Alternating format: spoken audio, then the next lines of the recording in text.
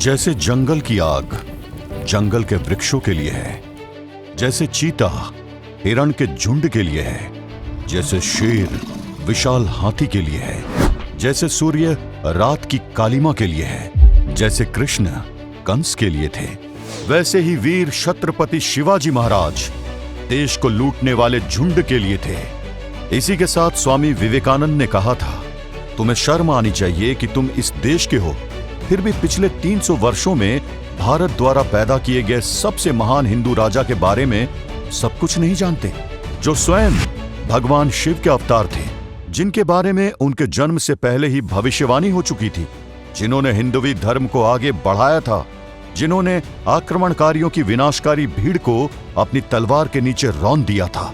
तुम ही बताओ, क्या छत्रपति शिवाजी से भी बड़ा कोई नायक, संत या राजा है? राष्ट्र कवि रामधारी सिंह दिनकर ने कहा था, मिट्टी सोने का ताज पहन इठलाती है, दो राह समय के रथ का धड़धड़ नाद सुनो, सिंहासन खाली करो कि जनता आती है।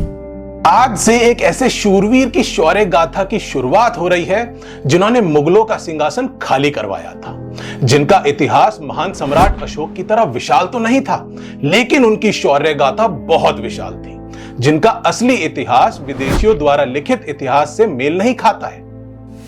आज हम उनके वीरता और संघर्ष की उन कहानियों को जानेंगे जिनके कारण उन्होंने भारतीय इतिहास में अमिट छाप छोड़ी।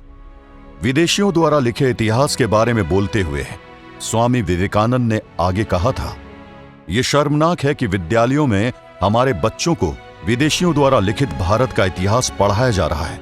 मराठा इतिहास के विदेशी लेखक कभी भी अपनी सोच से बाहर नहीं निकल पाए थे और ना ही उन्होंने वीर शिवाजी के असली स्वरूप को देखा था। विवेकानंद का ये कथन हमें हमारी असली इतिहास को जानने और समझने की प्रेरणा देता है, ताकि हम अपनी जड़ों से जुड़े रहें और सच्चे नायकों की कहानियों को जान सकें। छत्रपति शिवाजी ने कहा था, जो इस धरती में जन्मा है, जो इस भूमि को अपना मानता है, वही यहां राज कर सकता है, वही हिंदवी स्वराज्य को लेकर आगे जा सकता है। देश से गीदड़ों को भगाने का काम एक शूरवीर ने किया था, इसलिए आज से शुरू की जाती है श्रीमंत छत्रपति शिवाजी महाराज की शौर्य गाथा। शिवाजी के जन्म को जानने से पहले एक नजर में हम उस दौर के भारतवर्ष को समझ लेते हैं। कई लोगों के मन में यह सवाल रहता है कि आखिर मराठों का उदय कहां से हुआ।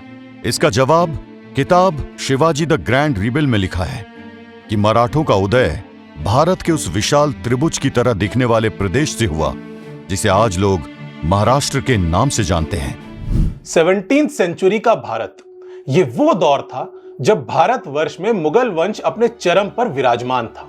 भारत की हर दिशा में मुगल वंश का कोई ना कोई अधिकारी नजर आता था। उस दौर में मुगल सल्तनत का बादशाह शाहजहां हुआ करता था। ये एक ऐसा दौर था जब मुगल सल्तनत को इस देश के अंदर कोई चुनौती देने वाला नहीं था। इसलिए मुगल सल्तनत के मन में एक इच्छा थी। ये इच्छा ये थी कि किसी तरह भारत के दक्षिण के राज्य मुगलिया सल्तनत की गुलामी को स्वीकार कर लें।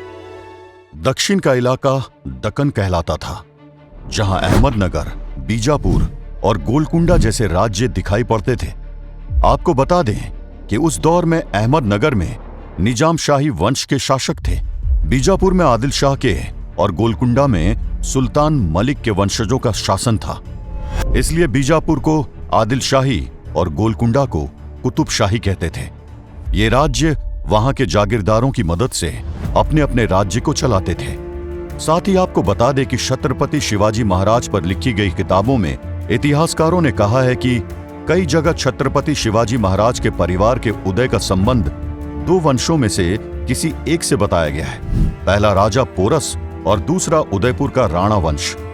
राजा पोरस वही थे जिन्होंने सिकंदर के भारत आक्रमण पर उससे युद्ध किया था, परंतु पोरस वंश से इनके वंशजों के संबंध का कोई प्रमाणिक साक्ष्य नहीं है। उदयपुर के राज परिवार से मराठा परिवार के संबंध को अधिकतर इतिहासकारों ने स्वीकार किया है, सिवाय शिवाजी महाराज के शत्रुओं के।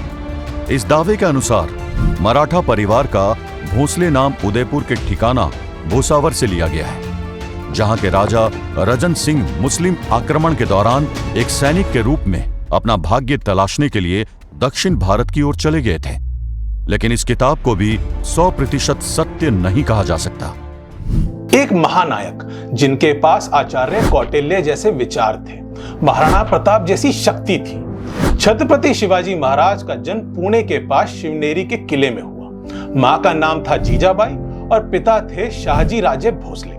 छत्रपति शिवाजी महाराज के पिता जागीरदार थे। उन्हें राजकाज के काम की वजह से अधिकतर बाहर रहना पड़ता था, इसलिए छत्रपति शिवाजी महाराज के लालन पालन में मुख्य योगदान उनकी माता जीजाबाई का रहा। इसी के साथ कई हिस्टोरियंस का मानना है कि बालक शिवाजी को छत्रपति शिवाजी महाराज और वीर योद्धा बनाने में सबसे अधिक जिस इंसान का योगदान रहा है वो कोई और नहीं बल्कि उनकी माता श्री जीजाबाई ही थी। कल्पना कीजिए, एक ऐसा शूरवीर जिसने न सिर्फ पूरे साम्राज्य को टक्कर दी बल्कि उस पर भारी भी पड़ा था। साम्राज्य भी ऐसा वैसा नहीं, अपने समय का दुनिया का सबसे बड़ा और ताकतवर साम्राज्य। शिवाजी द ग्रैंड रिबेल जैसी बहुत सारी किताबों और दस्तावेजों में छत्रपति शिवाजी महाराज की जन्मतिथि 6 अप्रैल 1627 बताई गई है, लेकिन ऑफिशियल दस्तावेज में 19 फरवरी 1630 है। इस दिन छत्रपति शिवाजी महाराज की जयंती भी मनाई जाती है। ये दिन न केवल महाराष्ट्र में बल्कि पूरे भारत में बहुत महत्व रखता है। ये एक ऐसे नेता की विरासत का सम्मान करता है जिसने साम्राज्य को चुनौती दी और एक शक्तिशाली मराठा साम्राज्य की नींव रखी। जीजाबाई और शाहजी राजे भोसले के बेटे छत्रपति शिवाजी राजे भोसले ने ताकतवर मुगल साम्राज्य के छठे सम्राट औरंगजेब के खिलाफ उस समय जबरदस्त मुहिम छेड़ी थी, जब उसके पास ताकत के नाम पर संपूर्ण साम्राज्य जीत लेने की हैसियत थी। औरंगजेब के पास शक्तिशाली सेना थी। उसने भारत पर लगभग 1658 से 1707 तक 49 वर्षों तक शासन किया था। अब शुरू करते हैं छत्रपति शिवाजी महाराज के जन्म की दास्तान। पुणे से 60 किलोमीटर दूर पहाड़ी किले शिवनेरी में 19 फरवरी 1630 को शिवाजी राजे भोसले का जन्म हुआ। छत्रपति शिवाजी महाराज की माता जीजाबाई अपने संतान के जन्म के लिए शिवनेरी किले में विराजमान कुलदेवी शिवाई की पूजा करती थी, इसलिए उन्होंने अपने पुत्र का नाम शिव रखा था।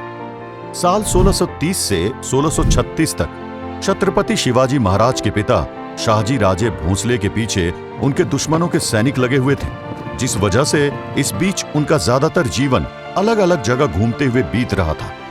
यही कारण था कि छत्रपति शिवाजी महाराज के पिता शाहजी राजे भोसले ने अपने नवजात पुत्र और पत्नी जीजाबाई को शिवनेरी के दुर्ग में सुरक्षा में रखा हुआ था। जीजाबाई ने शाहजी राजे भोसले को कुल 8 संतानें दी थी, जिनमें से 6 बेटियां और 2 पुत्र थे, लेकिन सभी बेटियों की जन्म के समय ही मृत्यु हो गई थी।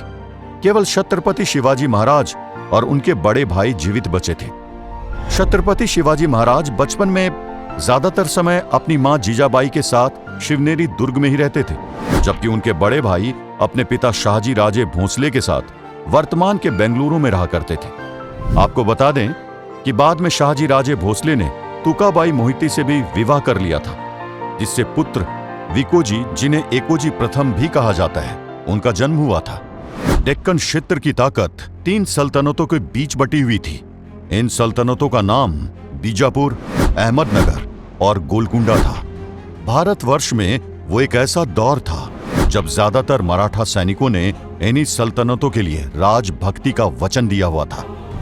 लेकिन उसी दौर में जब मराठा सैनिक आपसी मतभेद के शिकार हो रहे थे, तभी छत्रपति शिवाजी महाराज के पिता शाहजी राजे भोसले ने अहमदनगर की निजामशाही से अलग होने का फैसला कर लिया था। उन्होंने बगावती स्वर को अपनाते हुए स्वतंत्रता का ध्वज लहरा दिया था और एक इंडिपेंडेंट राज्य के सपने को साकार होते हुए देख लिया था। छत्रपति शिवाजी महाराज की मां जीजाबाई निडर और प्रतिभाशाली महिला थी। वो बालक शिवाजी को रामायण और महाभारत की कहानियां सुनाती थी और उन्हें देश में चल रहे मुगल राज के बारे में भी बताती थी। उस दौर में देश की हालत ऐसी थी जिसे बाल शिवाजी जल्दी से जल्दी समझ लेना चाहते थे। 17वीं शताब्दी यानी 17वीं सदी का ही भारत था, जब बाल शिवाजी पुणे के पास शिवनेरी दुर्ग में बड़े हो रहे थे। उस दौर में पुणे की जागीर शिवाजी के पिता शाहजी राजे भोसले के पास थी, जिसकी रक्षा दादाजी कोंडदेव नाम के वीर योद्धा करते थे। अगर हम इतिहास के पन्ने को गौर से देखें तो हमें साल 1645 की एक चिट्ठी भी मिलती है। इस चिट्ठी को किसी और ने नहीं बल्कि दादाजी कोंडदेव ने लिखा था। उस चिट्ठी में बालक शिवाजी की एक प्रतिज्ञा के बारे में भी बताया गया है, जिसे उन्होंने भोलेनाथ शिव शंकर के मंदिर में ली थी, जिसके बाद बदल गया था पूरे मराठा साम्राज्य का आने वाला भविष्य। आखिर क्या थी छत्रपति शिवाजी महाराज की अखंड प्रतिज्ञा? क्या लिखा था दादाजी कोंडदेव ने अपनी चिट्ठी में? कैसे नींव रखी गई थी मराठा साम्राज्य के उदय की? मिलते हैं अगले एपिसोड में।